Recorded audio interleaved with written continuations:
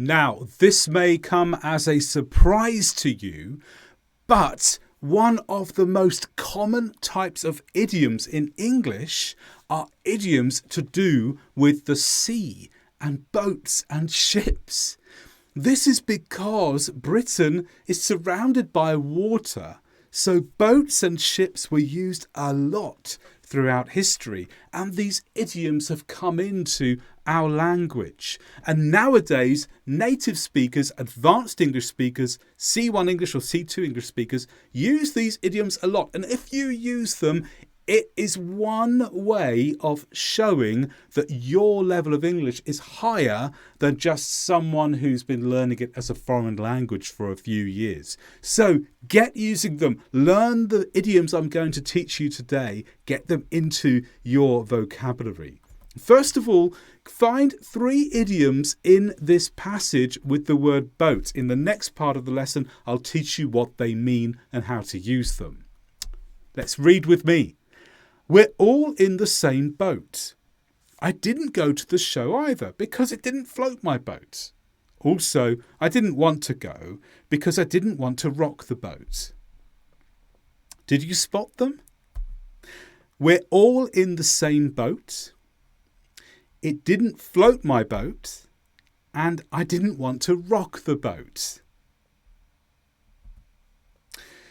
So what do they mean? Well, if you say we're all in the same boat, you mean we're all experiencing the same thing at the same time. That's what happens in boats, isn't it?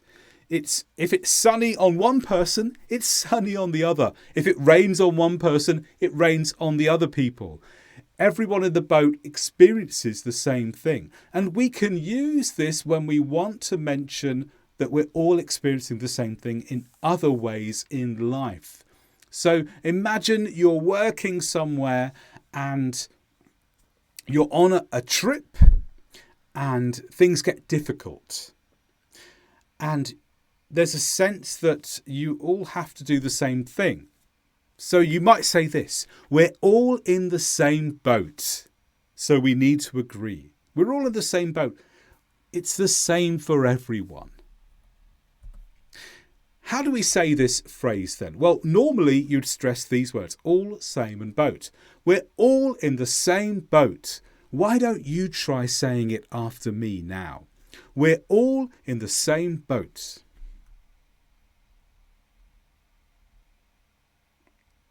Well done. And repeating the phrases is really useful in your learning, because when you say a word, it's one part of the process to remembering it. So in my lessons, you read the word, you learn the word, you say the word, and later in the lesson, you're going to use it in a dialogue. All these things are designed so that you will remember the idioms. I don't just want to tell you what they are. I want you to be able to use them yourself. So follow my special teaching technique. The second phrase is, didn't float my boat. Perhaps you've been to see a new movie, or you're planning to see a new movie that's advertised, but your friend doesn't want to go to watch it at the cinema. Your friend says this: the new movie doesn't float my boat. What does this mean? It means it doesn't interest that person. So if something doesn't interest me, I'll say it doesn't float my boat. Look at the man in the face of the picture, looks bored. They think it's going to make them bored. It's definitely not going to float their boat. Really good phrase to use. We stress it like this: the new movie doesn't float my boat. Why don't you try after me? Doesn't float my boat.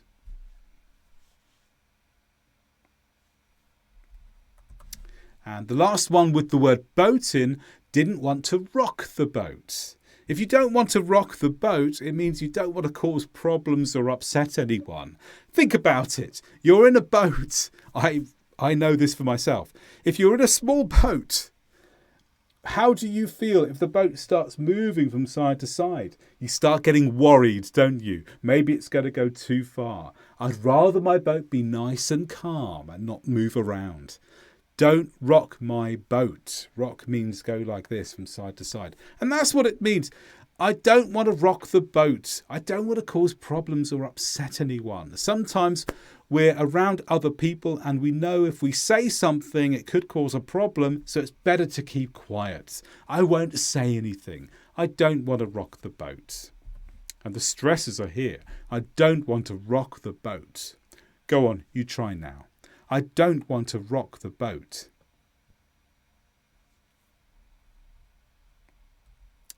Well done. So those are idioms with boats. Now, the next set of idioms don't have the word boat in, but they're still about boats. They're still to do with things which are connected with boats. Can you find 3 of them in this passage?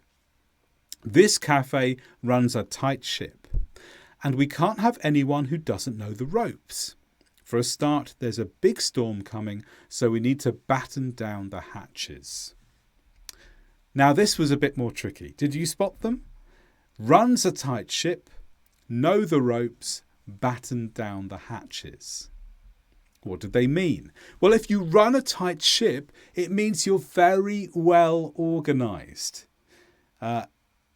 Let's say that you are in charge of a project, you have some new people joining the project, and you want everything to be fine. So you warn them, look, I run a tight ship. I don't want any mistakes. So if you want to emphasize that something's well organized, this is a great idiom to use, run a tight ship. Say it like this. I run a tight ship. You could possibly emphasize run as well if you want to bring emphasis onto the fact that you're doing an activity. I run a tight ship. But normally just, I run a tight ship. Go on, you try. I run a tight ship.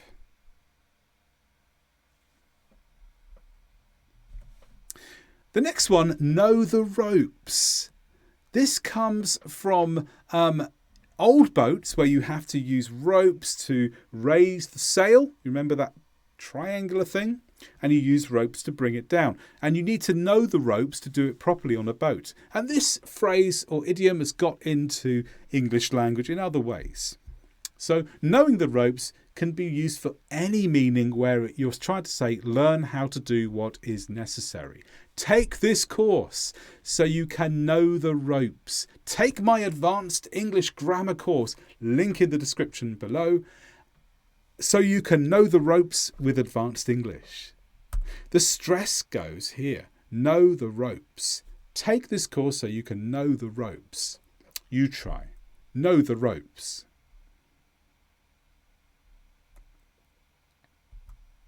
Now, batten down the hatches comes from when a storm is coming and on a boat you have to do things to get ready and to protect things. You might have to make sure that certain doors and openings are secured and cannot open. And this phrase has got into English language whenever there's a storm. We often say we need to batten down the hatches. That means to protect things from damage, make preparations for a storm. The stresses are like these. We need to batten down the hatches. Go on, you try after me. Batten down the hatches. Well done. And the final one,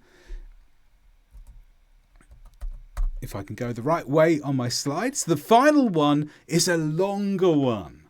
Caught between the devil and the deep blue sea. I can't win. I'm caught between the devil and the deep blue sea. Now this means you're having to choose between 2 bad options. The stresses are here. I'm caught between the devil and the deep blue sea. You try after me. I'm caught between the devil and the deep blue sea.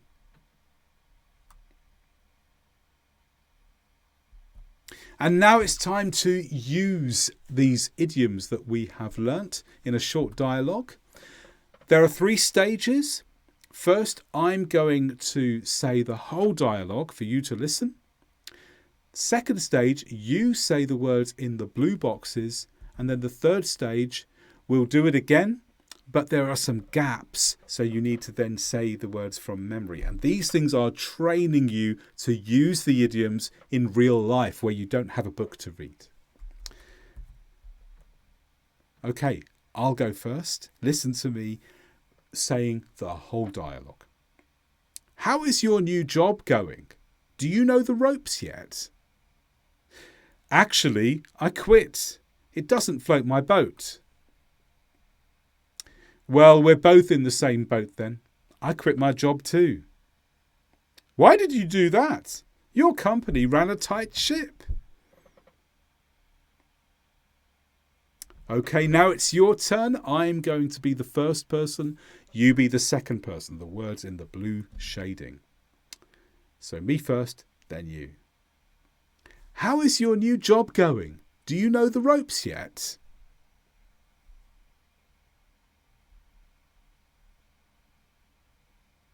Well, we're both in the same boat then.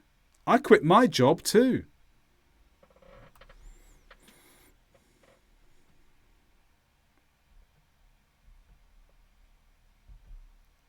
And now one more time, but this time you've got to remember the idioms. How is your new job going? Do you know the ropes yet?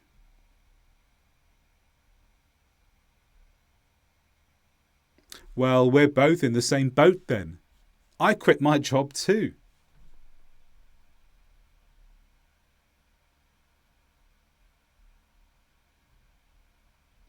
And those tasks are going to help you remember and use these phrases in your everyday English, and make sure you are doing that. Make sure after this lesson you find opportunities in the next week to use these idioms. Bring them into your English language. Make yourself sound more like a native speaker of English, C1 English, C2 English level.